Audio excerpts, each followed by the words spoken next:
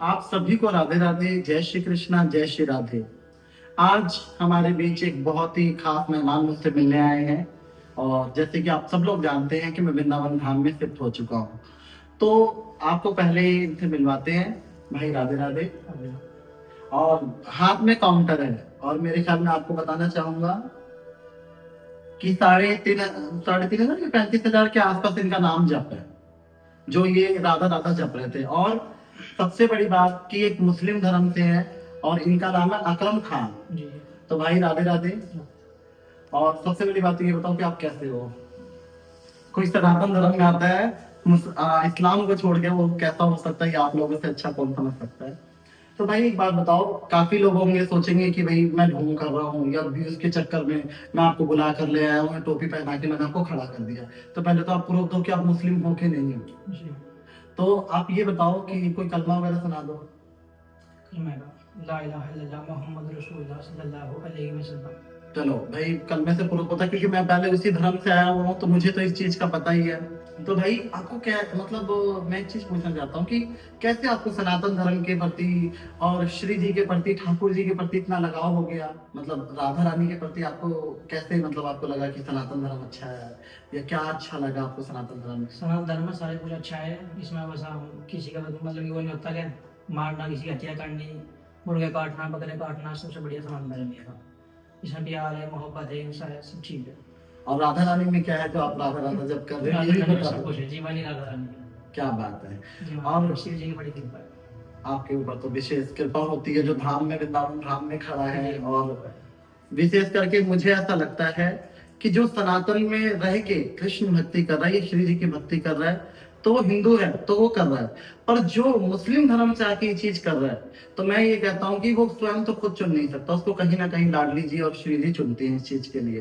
तो आज भाई को चुना। और मैं आप लोगों को एक बात और भी बता दूं, ये भाई बेचारा मुझे काफी टाइम से फोन कर रहे हैं और मुसलमानों पे मुझे भरोसा नहीं होता, और कह रहे भाई मुझे रख लो, आप अपने पास रख लो, अपने पास रख लो। देखो भैया, मेरे पास तो खुद की रहने की जगह नहीं है, मैं अपना गुजर बसर कैसे करता हूँ आप सब लोग जानते हो। मुसलमानों की धमकियां, उनके टोटके टोने, ये सब चीज मेरे ऊपर हो चुकी है और मेरा शरीर खुद अस्वस्थ रहता है। और दूसरी बात ये कि मेरे पास इतना सामर्थ्य नहीं है, और मैं आप लोगों से एक चीज की हेल्प भी चाहता हूँ कि कहीं आप सब लोग मिलके हेल्प कीजिए, ताकि इस भाई की मैं हेल्प करूं। एक छोटी सी पोटली रखा भाई ने, उसमें शायद एक कपड़ा है और ठंड का समय है, और भाई ने यही घर से पहनकर भाग के घर वालों ने निकाल दिया भाई को, है ना।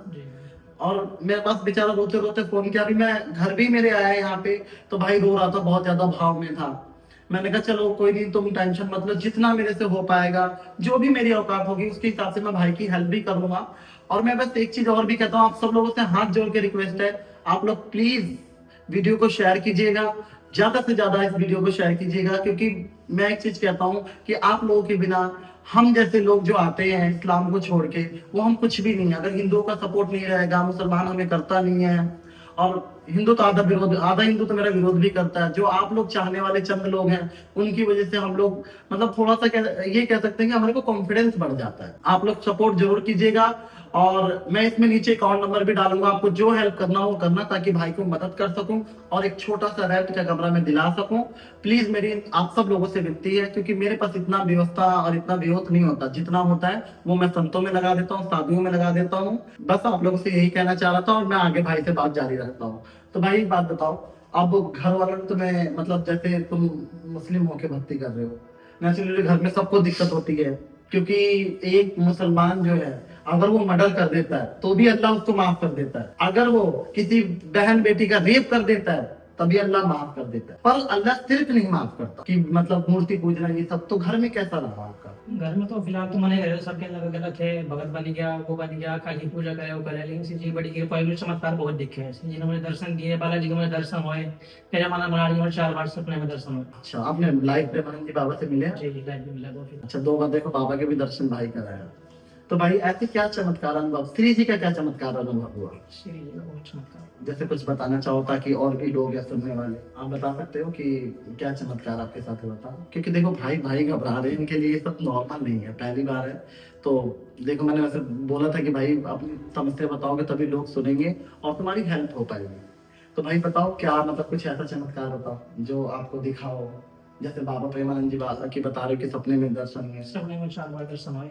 उन्होंने जैसे कि दर्शन हुए सपने में मेरे मन महाराज ने मुझे कि जो मेरे पास आए, आगे मेरे कंधे पर उन्होंने हाथ रखा, उन्होंने कहा राधा राधा जपो। फिर दोबारा मुझे दर्शन हुए, उनके मन खिचड़ी खिला रहा हूँ, खिचड़ी का जो भोग लगता है संत भी है, मेरे मन महाराज उन्होंने खिचड़ी पवा रहा हूँ। फिर मुझे तीसरी बार उनके दर्शन हुए कि मैं पहाड़ों पे चढ़ गए, मैंने कहा उन्हें वहाँ कार मंगा दो आपके लिए यात्रा के लिए, उन्होंने वहाँ कार नहीं मंगाई, पैदल ही यात्रा करनी। मुझे दर्शन हुए, मुझे बालाजी महाराज के भी दर्शन हुए। बालाजी के कैसे हुए? बालाजी के मुझे आमने सामने दर्शन हुए। किस मतलब आप बालाजी की भक्ति करते थे जी, पहले? फिर श्री राम, जय श्री राम जगत, अच्छा, जय श्री राम। जय श्री राम, जय श्री राम, जय श्री राम। और अब मतलब राधा राधा इसलिए जपते सभी हैं? एक ही है। अच्छा। श्री जी, राधा देवी सब एक ही है। चलो ये बहुत है। आजकल तो हिंदू भी भेद करने लग जा रहा है कि हाँ। बालाजी अलग है, राम जी अलग है और देवी अलग है। सब एक चल है। मुस्लिम होकर आने के बाद भी व्यक्ति ये कह रहा है कि सब एक ही, और मैं भी यही मानता हूँ, कृष्ण और काली में कोई अंतर नहीं, और राधा रानी हो गई है, कोई भी देवी देवता है। क्योंकि आजकल हिंदुओं का बस ना चले, हिंदू तो देवी देवताओं में झगड़ा करवा दे कि ये बड़ी वो बड़ा, ये सब चरणों के अंश कुछ नहीं है, सब एक ही है। बस वो कहते हैं ना कि जैसे एक छत के ऊपर टंकी रखी रहती है, टूटियां अलग अलग होती हैं पर स्रोत एक ही होता है, उसी हिसाब से सब एक ही है। चलो भाई, आपके भाव तो बहुत अच्छे हैं। तो भाई एक बात बताओ, तुम्हें घर से निकाल दिया गया और मैंने देखा कि ना तो कपड़े हैं ना कुछ है भाई के पास, और ना बेचारे के पास जो पहना होता उसी से आए, और एक कपड़ा है। बहुत मुझे दुख होता है इन सब चीजों को देखकर कि गवर्नमेंट भी एक्स मुस्लिमों के लिए कुछ नहीं करती, और आप लोग भी जहाँ पे भरा हुआ है वहीं पे भरते हो। जो कथावाचक हजार हजार करोड़ों पे जाके बैठ जाते हैं वो आपको अच्छे लगते हैं, और जो सच में अगर संतों की सेवा कर रहा है या वो कुछ कर रहा है कार्य, तो वो बिल्कुल डाउन हो जाता है, अपना सब कुछ बेच भी देना तब भी उसको कोई हेल्प करने के लिए तैयार नहीं होता, और ऊपर से उस पर इंजाम अलग हो जाती है कि भाई तू तो उसको लेके खा रहा है या वैसे कर रहा है। तो सब लोगों से यही मुझे कहना है कि इस तरीके के लोगों की हेल्प करना चाहिए। ये लोग ऐसे लोग हैं जो अपना घर परिवार सब श्री जी के भरोसे छोड़ कर आते हैं। आप लोग अगर नहीं इनको हेल्प करोगे तो कौन करेगा? हर एक नुक्कड़ पे मुल्ला खड़ा है मारने के लिए इनको, हर जगह से। मेरे इससे ज्यादा इनका दर्द भाई का कोई नहीं समझ सकता, क्योंकि मैं इस चीज से गुजरा हुआ। और भाई किस फेज से गुजर रहा है ये मुझे भी देखने में देख के बड़ा दुख हुआ। क्योंकि भाई देखो ऐसा आजकल क्या चल रहा है कि कुछ मुसलमान भी मंदिर में घुस रहे हैं फ्रॉड करके। अब ये भाई बेचारा के अंदर भक्ति है, कोई देखेगा नहीं, और उसको लेके लोग उल्टी सीधी बातें बना देंगे। तो इसके भाई की इसलिए ये वीडियो बनाया कि कहीं भी ये भाई जाके दिखा सकता है। तो भाई एक बात बताओ, अब तुमने क्या ठाना है कि धाम में आके ये 2 जोड़ी कपड़े लेकर धाम में ही रहना है? नाम मेरे माँ श्री जी छोड़ के नहीं जाना? छोड़ के नहीं। अब ये टोपी उतार देना, अब इसके कोई काम नहीं, ना टोपी पहनो ना पहना हो, तिलक लगाओ और सनातन अपनाओ। तो भाई आगे का और मतलब क्या सोचा आपने कि मतलब ये साधु बनना है या मतलब बैराग्य अपनाना है? बैराग्य अपना आप शादी नहीं करनी। शादी नहीं करनी। श्री जी के शरणों में जीवन। बहुत सुंदर भाई के भाव सुन के सच में रोंगटे खड़े हो रहे हैं। और मैं भगवान से यही कहता हूँ कि भगवान ठाकुर जी राधा रानी इनके भावों को देखें और इन्हें और आगे लेके जाए।